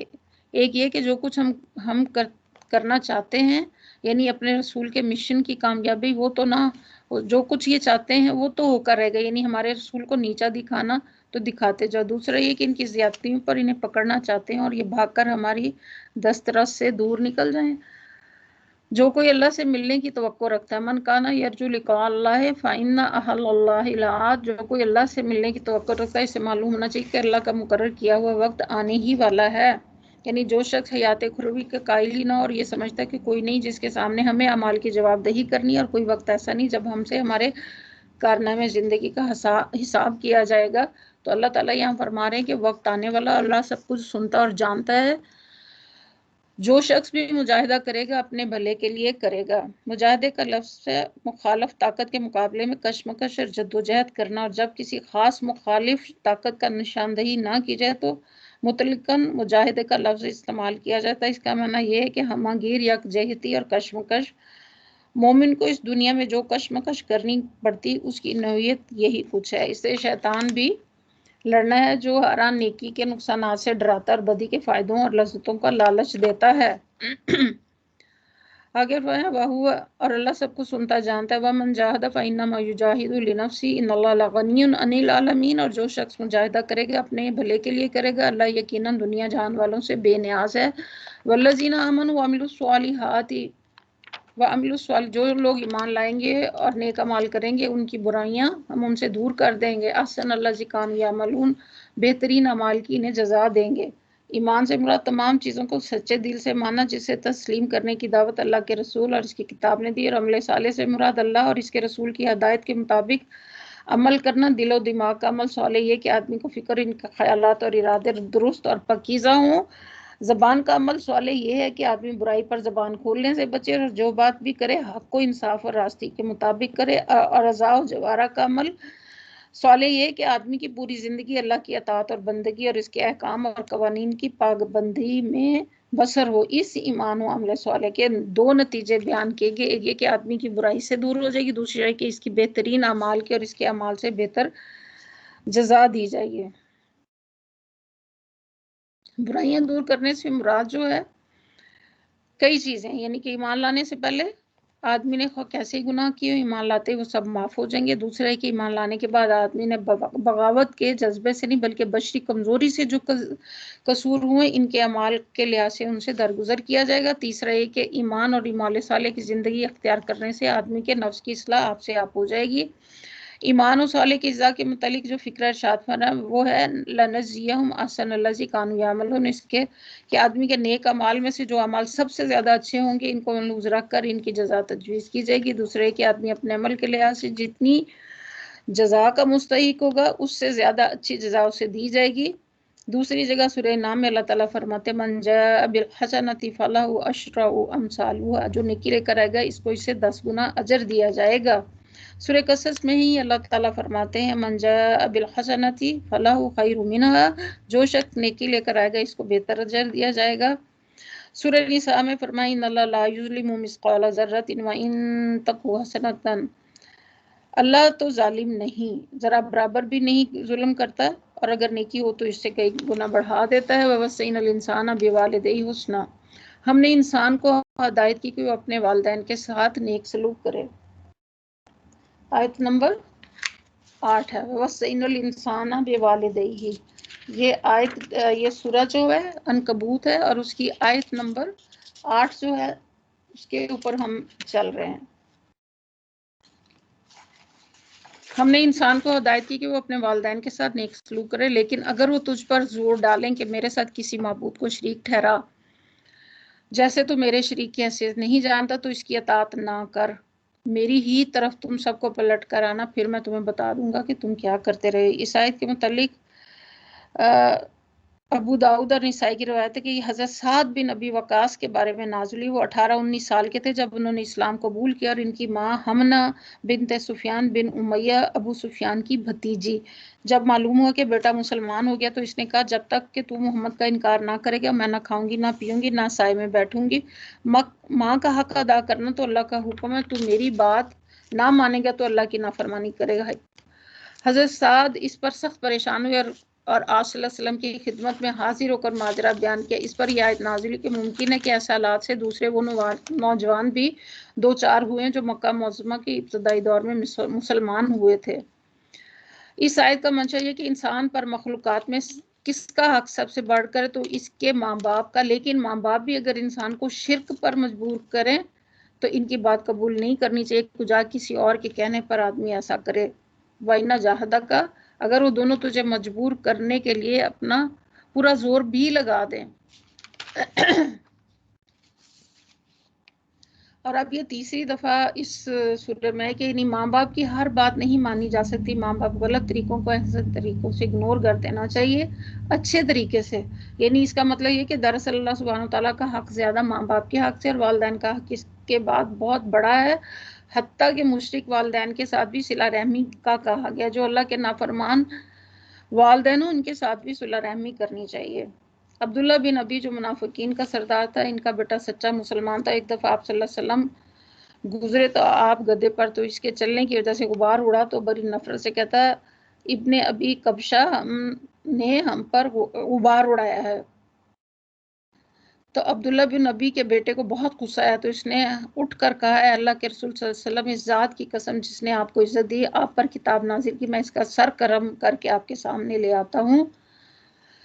आप सल्लल्लाहु अलैहि वसल्लम ने फरमाया नहीं, तुम अपने बाप से नेकी करो और हुस्न मोहब्बत से पेश आओ। ये है हमारे दीन की तालीम। बाज़ औक़ात बच्चे नए नए दीन में आते हैं तो बड़े जोशीले होते हैं कि हमारे माँ बाप सूद लेते हैं और ये गलत काम करते हैं, वो गलत काम करते हैं, इसलिए हम तो अब घर छोड़ रहे हैं, हम तो अब उनसे मिलने ही नहीं जाएंगे और अब हम ये कर रहे हैं और अब हम वो कर रहे हैं। और वो जो करते हैं वो उनका फेल है। इनको समझाना ज़रूर चाहिए। आप कता ताल्लुक़ नहीं कर सकते, माँ बाप से बाइकाट नहीं कर सकते। अगर उन्हें आपकी मदद की ज़रूरत हो तो फिर आपको फिर करनी होगी। इनका मामला अल्लाह के साथ है और आपसे पूछा जाएगा आपके अमल के बारे में। फिर आगे अल्लाह ताला फरमाते हैं तो मेरे साथ हैसियत से नहीं जानता तो मेरी ही तरफ से तुम सबको पलट कर आना है।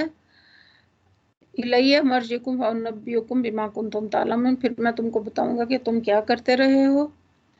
वल्लज़ीना आमनू व आमिलू, और जो लोग ईमान लाए जिन्होंने नेक अमाल किए होंगे इनको हम ज़रूर सालिहीन में दाखिल कर देंगे।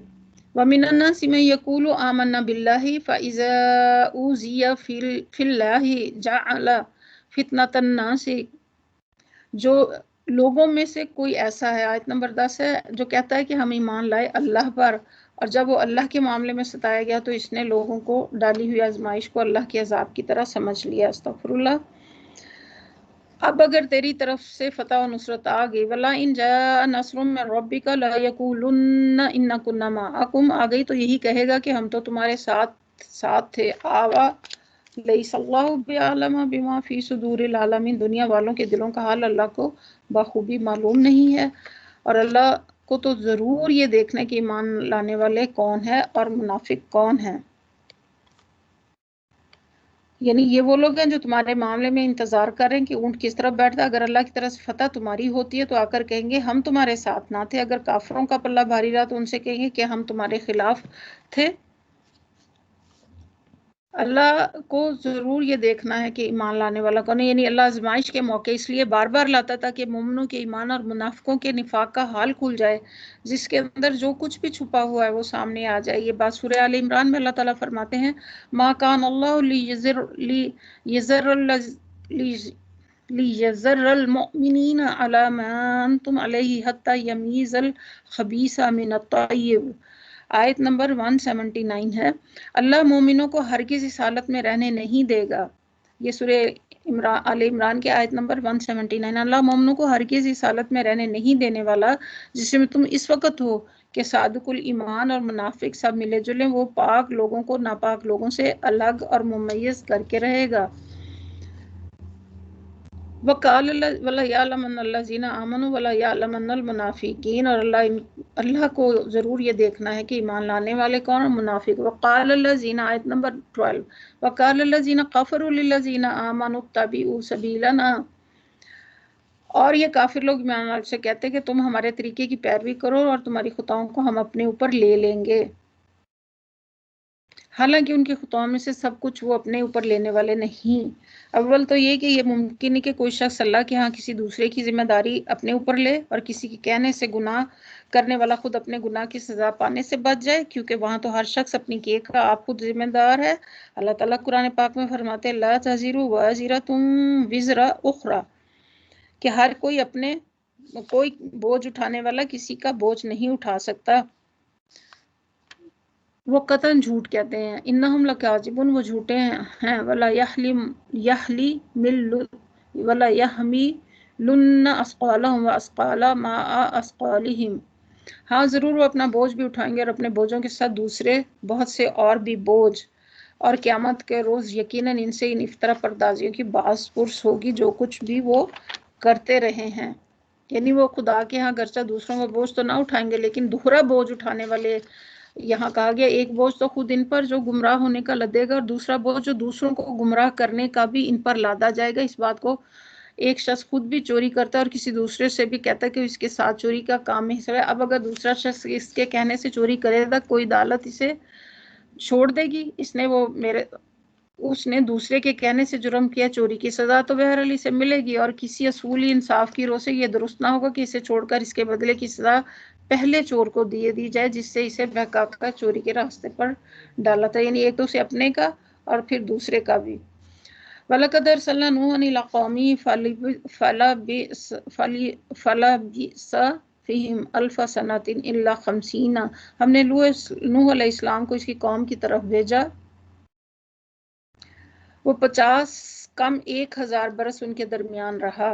اس کا مطلب کہ حضرت نوح کی عمر 950 سال تھی، بلکہ اس کا مطلب یہ کہ نبوت کے منصب پر سرفراز ہونے کے بعد سے طوفان تک پورے 950 برس حضرت نوح اور ظالم اور گمراہ قوم کی اصلاح کے لیے صحیح فرماتے رہے۔ اتنی طویل مدت تک ان کی زیادتیاں برداشت کی، انہوں نے ہمت نہ ہاری۔ یہی چیز یہاں بیان کرنا مقصود ہے۔ اہل ایمان کو بتایا جا رہا ہے کہ تم کو تو ابھی 5-7 برس ہی ظلم و ستم سہتے اور ایک گمراہ قوم کی ہٹ دھرمیاں برداشت کرتے گزر گئے، ذرا ہمارے اس بندے کے صبر و استقامت اور عزم و استقلال تو دیکھو، جس نے 9.5 صدیوں تک ان کا مقابلہ کیا، اور ان کی عمر 950 سال تھی، وہ 600 برس کے تھے جب طوفان آیا، اور اس کے بعد 350 برس وہ زندہ رہے۔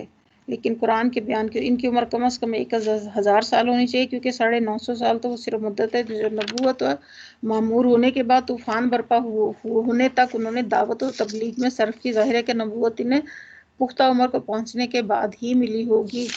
پھر آگے فرمایا ان کے آخرکار ان لوگوں کو طوفان نے آگے رہے اس حال میں کہ وہ ظالم تھے، اور پھر نوح علیہ السلام کو اور کشتی والوں کو ہم نے بچا لیا، یعنی طوفان پر اس حالت میں آئے کہ وہ اپنے ظلم پر قائم تھے۔ اگر وہ طوفان آنے سے پہلے اپنے ظلم سے باز آ جاتے تو اللہ ان کے اوپر عذاب نہ بھیجتا، اور ایک نشان عبرت بنا کر اللہ تعالیٰ نے رکھ دیا۔ اور ابراہیم علیہ السلام کو بھیجا جبکہ اس نے اپنی قوم سے کہا اللہ کی بندگی کرو اور اس سے ڈرو، یہ تمہارے لیے بہتر ہے اگر تم جانو، تم اللہ کو چھوڑ کر جنہیں پوجے وہ تو محض بت ہیں، تم ایک جھوٹ گھڑ رہے ہو۔ پھر آگے فرمایا اللہ تعالیٰ نے ان الذین تعبدون من دون اللہ لا یملکون لکم رزقا فابتغوا عند اللہ الرزق واعبدوہ واشکروا لہ، وہ تمہیں کوئی رزق بھی دینے کا اختیار نہیں رکھتے، اللہ سے رزق مانگو اور اسی کی بندگی کرو، واشکروا لہ، اور اس کا شکر ادا کرو، الیہ ترجعون، تمہیں اسی کی طرف پلٹ کر جانا ہے۔ ان چند فکروں میں حضرت ابراہیم علیہ السلام نے بت پرستی کے خلاف تمام معقول دلائل سمیل کر رکھ دیے کہ کسی کو معبود بنانے کے لیے لامحالہ کوئی وجہ ضرور ہونی چاہیے کہ وہ اپنی معبودیت کا کوئی استحقاق رکھتا ہو، یہ وہ آدمی کا خالق اور آدمی اپنے وجود کے لیے اس کا مرہون منت ہو، اور وہ آدمی کی پرورش کا سامان کرتا ہے، اسے رزق یعنی متاع زیست تک پہنچاتا ہے۔ تو چوتھی وجہ یہ کہ آدمی کا مستقبل اس کی عنایت سے وابستہ ہو۔ اور اگر تم جھٹلاتے تو تم سے پہلے بہت سی قومیں جھٹلا چکی۔ اگر تم میری دعوت کو، اس خبر کو، تمہیں اپنے رب کی طرف پلٹنا، اپنے اعمال کا حساب دینا جھٹلاتے ہو تو یہ کوئی نئی بات نہیں۔ تاریخ اس سے بہت پہلے نوح، ہود علیہ السلام وغیرہ یہی تعلیم لے کر اور ان کی قوموں نے بھی ان کو جھٹلا دیا تھا۔ کیا ان لوگوں نے کبھی دیکھا نہیں کہ اللہ کس طرح خلق کی ابتدا کرتا پھر اس کا اعادہ کرتا؟ یقیناً یہ اعادہ تو اللہ کے لیے آسان تر ہے۔ ان سے کہو کہ زمین میں چلو پھر اور دیکھو کہ اس نے کس طرح خلق کی ابتدا کی، پھر اللہ بار دیگر بھی زندگی بخشے گا۔ یقیناً اللہ تعالیٰ ہر چیز پر قادر ہے۔ یعنی کہ اللہ تعالیٰ کی کارگری بار اول کی تخلیق کا تم مشاہدہ کرے تو تمہیں سمجھنا چاہیے کہ اسی خدا کی کارگری سے بار دیگر بھی تخلیق ہے۔ ایسا کرنا اسی قدرت سے باہر نہیں اور نہ یہ ہو سکتا ہے۔ جسے چاہے سزا دے اور جسے چاہے رحم فرمائے، اس کی طرف تمہیں پھیر کر جانا ہے۔ تم نہ زمین میں عاجزی کرنے والے ہو اور نہ آسمان میں، یعنی تم کسی جگہ بھاگ کر جا نہیں سکتے، اللہ کی گرفت سے بچ کر نکل نہیں سکتے، خواہ تم زمین کی تہوں میں کہیں اتر جاؤ یا آسمان کی بلندیوں میں پہنچ جاؤ، بہرحال تمہیں ہر جگہ سے پکڑ کر لایا جائے گا اور اپنے رب کے سامنے تم حاضر کر دیے جاؤ گے۔ یہی بات سورہ رحمان میں جنوں اور انسانوں کو خطاب کرتے ہوئے چیلنج کے انداز میں فرمائے گی کہ تم خدائی سے نکل کر نہیں جا سکتے، اسی لیے تم ہرگز نہیں نکل سکتے۔ یا معشر الجن والانس ان استطعتم ان تنفذوا من اقطار السماوات والارض فانفذوا ان استطعتم ان تنفذوا من اقطار السماوات والارض فانفذوا لا تنفذون الا بسلطان۔ اسے نکلنے کے لیے زور سے، وہ زور تمہیں حاصل نہیں، اسی لیے تم ہرگز اس سے نہیں، اے جنوں انس، اس سے نہیں نکل سکتے۔ پھر آگے اللہ تعالیٰ فرماتے ہیں جن لوگوں نے اللہ کی آیات کا اور اس سے ملاقات کا انکار کیا وہ میری رحمت سے مایوس ہو چکے ہیں، یعنی ان کا کوئی حصہ میری رحمت میں نہیں، ان کے لیے کوئی گنجائش نہیں اس امر کی نہیں کہ وہ میری رحمت سے حصہ پانے کی امید رکھ سکے۔ ظاہر بات ہے جب انہوں نے اللہ کی آیات کو ماننے سے انکار کیا تو خود بخود ان وعدوں سے فائدہ اٹھانے کے حق سے بھی وہ دستبردار ہو گئے جو اللہ تعالیٰ نے ایمان لانے والوں سے کہے۔ پھر جب انہوں نے آخرت کا انکار کیا اور تسلیم ہی نہ کیا کہ انہیں کبھی خدا کے حضور پیش ہونا، تو اس کے معنی کہ انہوں نے خدا کی بخشش و مغفرت کے ساتھ کوئی رشتہ امید سر سے وابستہ نہیں کیا، ان کے لیے دردناک پھر سزا ہے۔ پھر اس کی قوم کا جواب اس کے سوا کچھ نہ تھا کہ انہوں نے کہا قتل کر دو یا اسے جلا ڈالو، یعنی حضرت ابراہیم کے معقول دلائل کا کوئی جواب ان کے پاس نہ تھا، اور ان کا جواب اگر تھا تو یہ کہ کاٹ دو اس زبان حق کو جو حق بات کہتی ہے، قتل کرو یا جلا ڈالو کے الفاظ سے کہ پورا مجمع اس بات پر متفق تھا کہ حضرت ابراہیم علیہ السلام کو ہلاک کر دیا جائے۔ البتہ ہلاک کرنے کے طریقے میں اختلاف تھا، کچھ لوگوں نے رائے کی کہ قتل کیا جائے، کچھ نے کہا کہ زندہ جلا دیا جائے۔ آخرکار اللہ نے اسے آگ سے بچا لیا۔ اس فکرے سے خود بخود یہ بات نکلتی کہ حضرت ابراہیم کو جلانے کا فیصلہ تھا اور آگ میں پھینکے دیے گئے۔ یہاں اتنی بات کہی کہ اللہ تعالیٰ نے ان کو آگ سے بچا لیا۔ آگ اللہ تعالیٰ کے حکم سے حضرت ابراہیم کے لیے ٹھنڈی اور غیر مضر ہو گئی۔ سورہ آیت نمبر 69 میں قلنا یا نارو کونی بردم و سلامن علی ابراہیم، ہم نے کہا آگ ٹھنڈی ہو جاؤ اور سلامتی بن جائے ابراہیم کے لیے۔ اگر ان کو آگ میں پھینک ہی نہ گیا ہوتا تو آگ کو یہ حکم دینے کے کوئی معنی نہیں تھے کہ ان پر ٹھنڈی ہو جائے اور ان کے لیے سلامتی بن جائے۔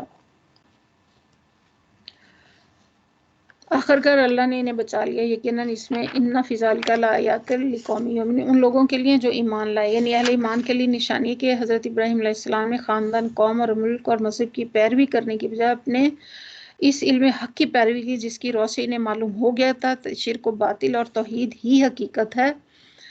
اور اس نے کہا تم نے دنیا کی زندگی میں تو اللہ کو چھوڑ کر بتوں کو اپنا درمیان محبت کا ذریعہ بنا لیا ہے، یعنی تم نے خدا پرستی کی بجائے بت پرستی کی بنیاد پر اپنی اجتماعی زندگی کی تعمیر کی جو دنیاوی زندگی کی حد تک تمہارا قومی شیرازہ باندھ سکتی۔ اس کے لیے کسی عقیدے پر بھی لوگ جمع ہو سکتے، خواہ حق ہو یا باطل۔ تم نے زندگی میں تو مگر قیامت کے روز تم ایک دوسرے کا انکار کرو اور ایک دوسرے پر لعنت کرو گے اور آگ تمہارا ٹھکانہ ہوگا، کوئی تمہارا مددگار نہ۔ فآمن لہ لوط، اس وقت لوط نے ان کو مانا اور ابراہیم نے کہا میں اپنے رب کی طرف ہجرت کرتا ہوں، اور وہ انہ العزیز الحکیم، وہ ایک زبردست اور حکیم ہے۔ یعنی وہ میری حمایت اور حفاظت پر قادر ہے، میرے حق میں اس کا جو فیصلہ بھی ہوگا حکمت پر مبنی ہوگا۔ وَوَهَبْنَا لَهُ إِسْحَاقَ وَيَعْقُوبَ وَجَعَلْنَا فِي ذُرِّيَّتِهِ النُّبُوَّةَ وَالْكِتَابَ وَآتَيْنَاهُ أَجْرَهُ فِي الدُّنْيَا وَإِنَّهُ فِي الْآخِرَةِ لَمِنَ الصَّالِحِينَ۔ اور ہم نے اسے اسحاق اور یعقوب جیسی اولاد عنایت فرمائی، اس کی نسل میں نبوت اور کتاب رکھ دی اور اسے دنیا میں ان کا اجر عطا کیا اور آخرت میں یقیناً صالحین میں سے کہ تمام انبیاء جو آئے نسل ابراہیمی کی سب شاخوں میں مابعوث کیے گئے۔ ہم نے لوط کو بھیجا جبکہ اس نے اپنی قوم سے کہا تم تو فحش کام کرتے ہو، تم سے پہلے دنیا والوں میں سے کسی نے یہ نہیں کیا، کیا تمہارا حال یہ ہے کہ مردوں کے پاس جاتے ہو، یعنی شہوت ترانی کرتے، انکم لتاتون الرجال شہوۃ من دون النساء، تم خواہش نفس پیروی کرنے کے لیے عورتوں کو چھوڑ کر مردوں کے پاس جاتے ہو اور رزنی کرتے اور اپنی مجلسوں میں برے کام کرتے ہو، یعنی یہ فحش کام چھپ کر بھی نہیں کرتے، اعلانیہ اپنی مجلسوں میں ایک دوسرے کے سامنے ارتکاب کرتے ہو۔ یہی بات سورہ نمل میں فرمائے اتاتون الفاحشۃ وانتم تبصرون، کیا تم ایسے بگڑے ہوئے ہو گئے کہ دیکھنے والی آنکھوں کے سامنے فحش کاری کرتے ہو۔ پھر کوئی جواب اس کی قوم کے پاس اس کے سوا نہ تھا کہ انہوں نے کہا لیا اللہ کا عذاب اگر تو سچا۔ لوط نے کہا اے میرے رب ان مفسدوں کے مقابلے میں میری مدد فرما۔ اور جب ہمارے فرستادے ابراہیم کے پاس بشارت لے کر پہنچے تو انہوں نے کہا اس سے کہا ہم اس بستی کے لوگوں کو ہلاک کرنے والے ہیں۔ اس بستی کا اشارہ قوم لوط کے علاقے کی طرف۔ ابراہیم اس وقت فلسطین کے شہر خبروان یعنی موجودہ الخیل میں رہتے تھے۔ اس شہر کے جنوب مشرق میں چند میل کے فاصلے پر بحیرہ مردار کا وہ حصہ واقع ہے جہاں پہلے قوم لوط آباد تھی اور اب جس پر بحیرے کا پانی پھیلا۔ یہ علاقہ نشے میں واقع ہے اور جبرون کی بلند پہاڑیوں پر سے صاف نظر آتا ہے، اس لیے فرشتوں نے اس کی طرف اشارہ کر کے حضرت ابراہیم سے عرض کیا ہم اس بستی کو ہلاک کرنے والے ہیں۔ تو انہوں نے اسے کہا ہم اس بستی کو ہلاک کرنے والے، اس کے لوگ سخت ظالم ہو چکے ہیں۔ ابراہیم نے کہا وہاں تو لوط موجود ہیں، یعنی انہوں نے کہا ہم خوب جانتے کہ وہاں کون کون ہے، ہم اسے اور اس کی بیوی کے سوا اس کے سب گھر والوں کو بچا لیں گے۔ اور اس کی بیوی پیچھے رہ جانے والوں میں سے تھی۔ اس کے متعلق سورہ تحریم آیت نمبر 10 میں بتایا کہ یہ حضرت لوط کی وفادار نہ تھی، اس وجہ سے کہ اس کے حق میں فیصلہ ہوا، ایک نبی کی بیوی ہونے کے باوجود عذاب میں مبتلا کی گئی۔ اغلب یہ کہ حضرت لوط ہجرت کے بعد جب اردن کے علاقے میں آ کر آباد ہوئے تو انہوں نے اسی قوم میں شادی کر لی، لیکن ان کی صحبت میں ایک عمر گزار دینے کے بعد بھی یہ عورت ایمان نہ لائی اور اس کی ہمدردیاں دلچسپیاں اپنی قوم ہی کے ساتھ رہیں۔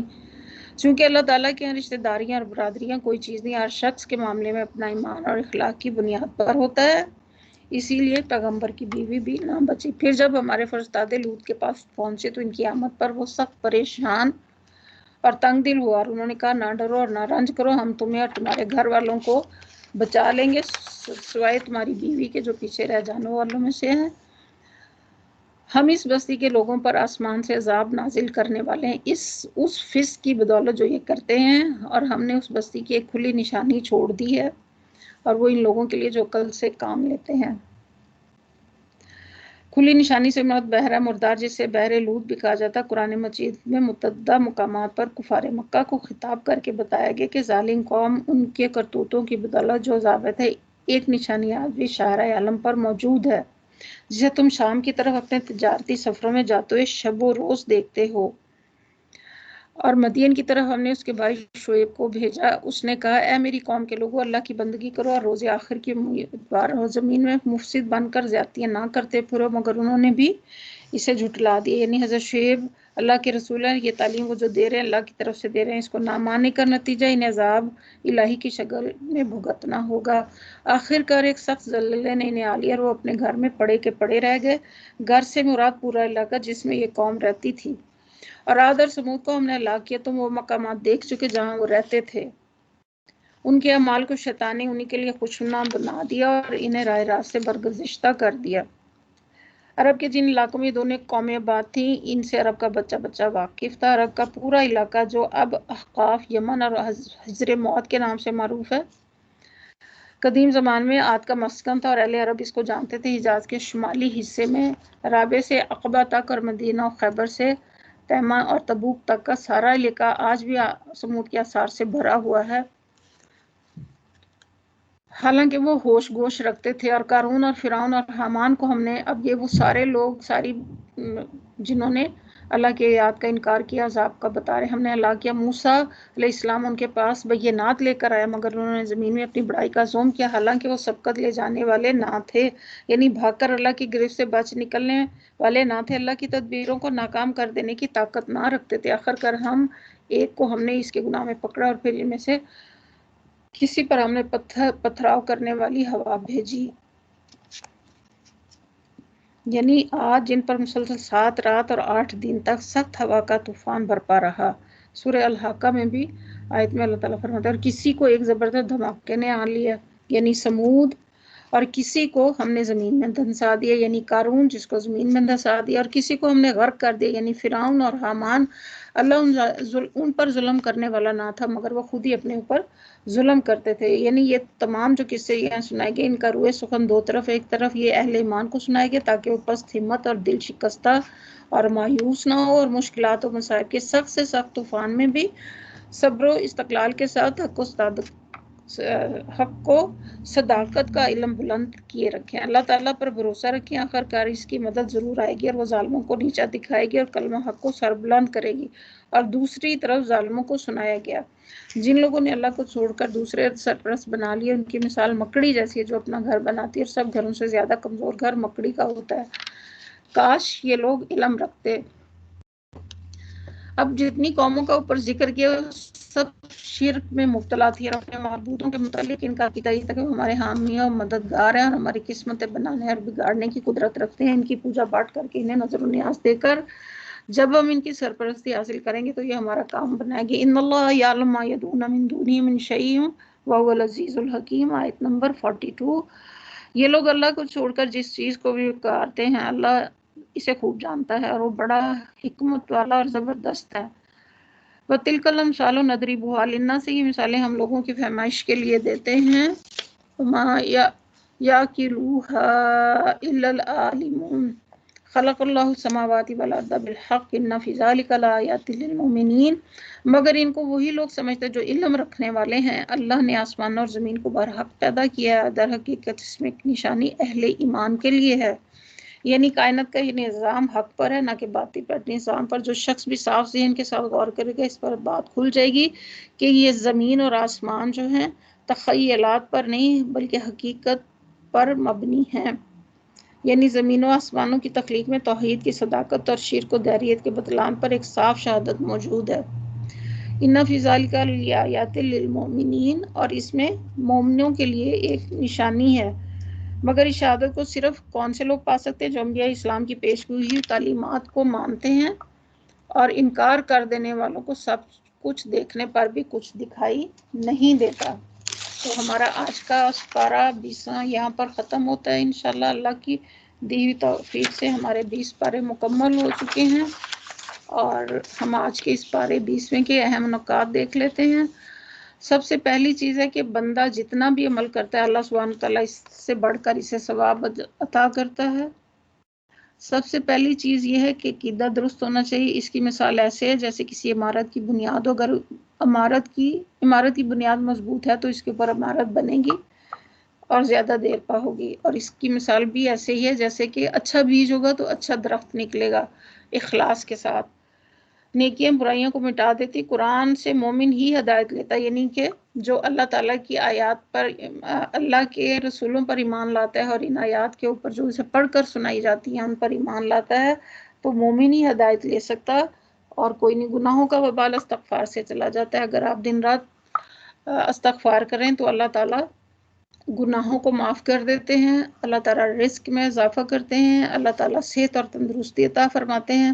پھر ہم نے یہ بھی اس میں پڑھا کہ حیا جو ہے دین کا امتیازی نشان ہے اور اللہ تعالیٰ کو بہت پسند ہے۔ رمضان نیکیوں کا موسم بہار ہے، قیامت کا علم صرف اللہ کو ہے۔ استخارہ ہمیں اپنی روٹین میں شامل کرنا چاہیے، اہم معاملات میں اللہ تعالیٰ سے ہمیں دعا کرنی چاہیے۔